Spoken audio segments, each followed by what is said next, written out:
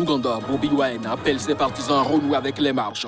Le candidat malheureux à la présidentielle du 14 janvier a appelé la population à se soulever pacifiquement et à manifester contre le président Yoweri Museveni.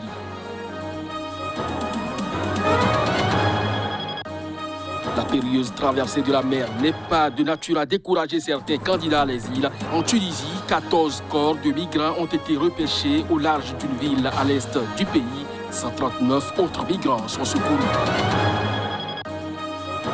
La délégation de l'Union européenne au Bénin a organisé le 8 mars à Cotonou une conférence débat sur l'entrepreneuriat au féminin.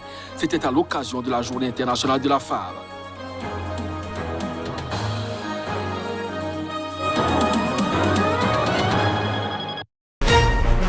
Annonceurs, entrepreneurs, promoteurs et chefs d'entreprise, choisissez dès à présent votre meilleur partenaire média, Ideal Production. Ideal Production est basé à Cotonou au Bénin. Ideal Production, le partenaire exclusif de Sika TV en Afrique. Bonjour à chacun, bonjour à tous et bienvenue dans cette session d'information sur Sika que nous ouvrons par l'Ouganda où l'opposant Bobi Wine a appelé encore une fois ses partisans à renouer avec les marches. Le candidat malheureux à la présidentielle du 14 janvier dernier a appelé la population à se soulever pacifiquement et à manifester contre le président Yoweri Museveni qui dirige le pays depuis 35 ans. Reportage. Bobi Wine était le principal rival du président Yoweri Museveni lors de l'élection présidentielle du 14 janvier dernier. Le chef de l'État a été réélu pour un 6e mandat avec 58% des voix, selon les résultats officiels devant Bobi Wine, crédité de 35% des voix. Dénonçant une mascarade, le député de 39 ans avait saisi la Cour suprême pour contester le résultat avant de retirer son recours, estimant qu'elle n'était pas impartiale. Ce mardi, le chanteur invite de nouveau ses partisans à descendre dans la rue. Je vous invite de vous lever pacifiquement et sans armes pour manifester contre le régime qui nous a opprimés, nous a exploités et nous a transformés en esclaves dans notre propre pays, a-t-il déclaré depuis le siège de son parti, la plateforme d'unité nationale. Nous vous invitons à marcher vers les bureaux gouvernementaux de vos districts respectifs pour demander des réponses, a-t-il ajouté, sans toutefois donner de date pour ces actions. En novembre, durant la campagne électorale, de précédentes manifestations contre une énième arrestation de Bobi Wine avaient été violemment réprimées par les forces de sécurité faisant au moins 54 morts. Après avoir initialement démenti ces accusations, le président Yoweri Museveni et des membres du gouvernement ont admis que des citoyens accusés de complot contre l'État étaient détenus par l'armée et des agences de sécurité. Au Sénégal, la ville de Dakar retrouve progressivement son accalmie. Le mouvement de contestation qui avait appelé à 3 jours de manifestation vient de suspendre son mot d'ordre. Une décision qui intervient au lendemain de la libération de l'opposant Ousmane Sonko. J'invite au calme. Macky Sall s'est adressé aux Sénégalais ce lundi appelant à l'apaisement après les plus graves troubles qu'a connus le Sénégal depuis 2012. L'intervention du président sénégalais est intervenue quelques heures après la libération d'Ousmane Sonko. Le député, président du parti PASTEF, a été arrêté officiellement pour troubles à l'ordre public. Mais il est visé depuis début février par la plainte pour viol déposée par une employée d'un salon de beauté dans lequel il allait se faire masser. Des violences ont alors éclaté entre jeunes et forces de l'ordre, ainsi que des pillages et des saccages. Le collectif Mouvement de défense de la démocratie, M2D, qui inclut le PASTEF, le parti d'Ousmane Sonko, des partis d'opposition et des organisations contestataires, avait appelé samedi à manifester de lundi à mercredi. Mais après 24 heures de manifestation, le mot d'ordre a été suspendu. Le M2D a indiqué dans un communiqué que les manifestations prévues les 9 et 10 mars sont suspendues. Il tiendra une conférence de presse ce mardi après-midi pour annoncer son plan d'action et un nouveau mot d'ordre concernant la date, le lieu et la forme des prochaines manifestations.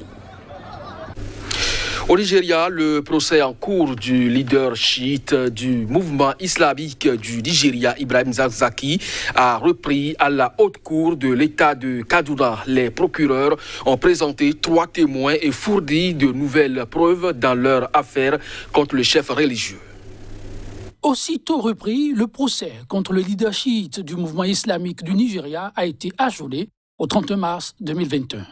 Ibrahim Zaki et sa femme avaient été arrêtés en décembre 2015 à Zaria, ville au nord du Nigeria, après des affrontements sanglants avec l'armée nigériane. Affrontement au cours duquel le leader chiite a perdu un œil et a été partiellement paralysé. Fin 2016, un tribunal fédéral avait jugé la détention du leader chiite illégale et ordonné sa libération. Mais cette décision n'a jamais été exécutée par les autorités nigérianes. Ibrahim Zaki conteste l'autorité d'Abuja depuis des années et souhaite établir un État islamique chiite à l'iranienne dans un pays où les musulmans sunnites sont très largement majoritaires. En avril, au moins 115 personnes avaient été arrêtées durant des marches de protestation à Abuja. Les processions de l'Yémen lors de la fête religieuse annuelle de l'Ashura ont également souvent été source de tensions avec les autorités, comme en novembre 2016 lorsque 10 personnes avaient été tuées près de Zano, au nord du pays.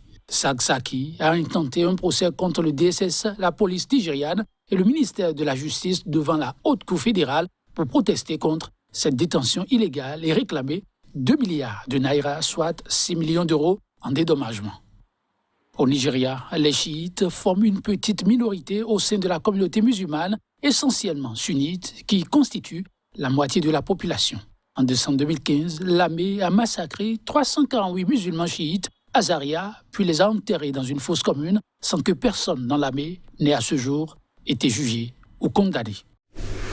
Le bilan s'alourdit en Guinée équatoriale 3 jours après l'explosion dimanche d'un dépôt de munitions à Bata, la capitale économique du pays. Les autorités équato-guinéennes ont fait appel à l'aide étrangère. On parle désormais de 105 morts. Plus de 100 morts, c'est le nouveau bilan donné par l'ambassadeur de Guinée équatoriale en France. Et il est loin d'être définitif. L'explosion du dépôt de munitions de Nkoantoma, le quartier militaire de Bata, a fait des dégâts dans un rayon de 10 km à la ronde. De nombreux bâtiments de la capitale économique ont été soufflés par la déflagration, y compris des églises qui étaient très fréquentées dimanche. C'est toute la ville qui est touchée, témoigne un représentant de la société civile dont la famille vit à Bata. Des enfants sans parents, des parents qui cherchent leurs enfants, des sans-logis. La clinique la plus proche du camp militaire a vu beaucoup de blessés arriver, le corps criblé de morceaux de verre. Pour faire face, le gouvernement équato-guinéen a mobilisé tous les médecins du pays et enjoint la population à donner son sang. Mais les autorités de Malabo ont besoin d'aide étrangère, reconnaît l'ambassadeur équato-guinéen en France. Il en appelle à l'aide des pays voisins, Congo-Brazzaville, Cameroun, Gabon, mais aussi à la solidarité de l'Europe. L'Espagne devrait envoyer une aide humanitaire. La délégation de l'Union européenne au Bénin a organisé le 8 mars à Cotonou une conférence débat sur l'entrepreneuriat au féminin. C'était à l'occasion de la Journée internationale de la femme. La conférence a regroupé 4 femmes entrepreneurs dans 4 domaines distincts. Il s'agit de l'énergie, de la mode, du numérique et de l'agroalimentaire. Reportage. Ismen Ahamide, Sarah Kodjo, Doriare et Bertie Marcos Gedegbe, qui entreprennent respectivement dans l'énergie, la mode, le numérique et l'agroalimentaire, ont à travers un documentaire partagé avec le public leur parcours, leur histoire et celle de leur entreprise.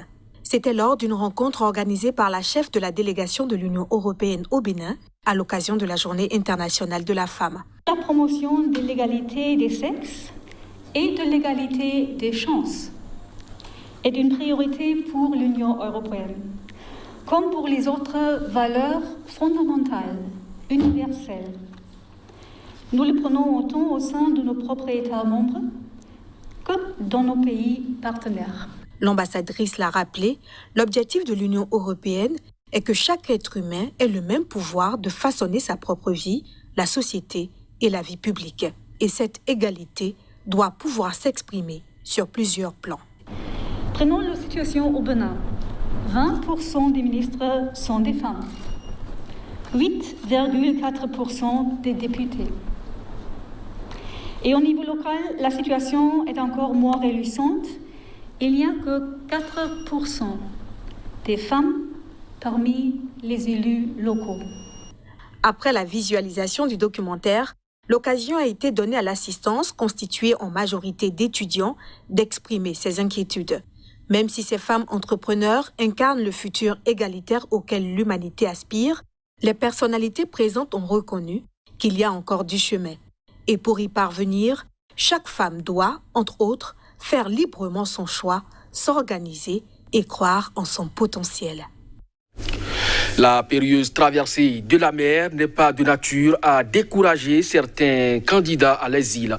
En Tunisie, 14 corps de migrants ont été repêchés au large d'une ville à l'est du pays. 139 autres migrants ont été secourus. Reportage.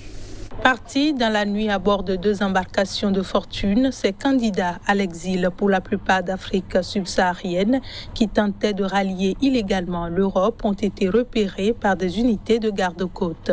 Les corps de 9 femmes, 4 enfants et un homme ont été repêchés, a ajouté le porte-parole de la garde nationale. Selon lui, les recherches sont toujours en cours pour trouver d'autres survivants et corps et le bilan pourrait augmenter. L'année écoulée a été marquée par une augmentation de telles embarcations en Méditerranée centrale, route migratoire la plus meurtrière du monde pour les candidats à l'exil vers l'Europe. Des embarcations continuent à prendre la mer chaque jour en dépit de conditions météo difficiles.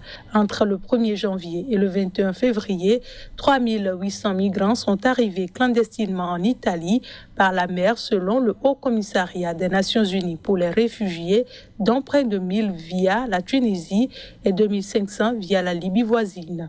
Les Tunisiens constituent désormais la première nationalité à arriver clandestinement en Italie, avec 12 000 Tunisiens ayant débarqué en 2020 selon le HCR. Ce sera donc tout pour cette édition. Merci de nous avoir suivis. Bonne journée en compagnie de nos programmes. À très bientôt.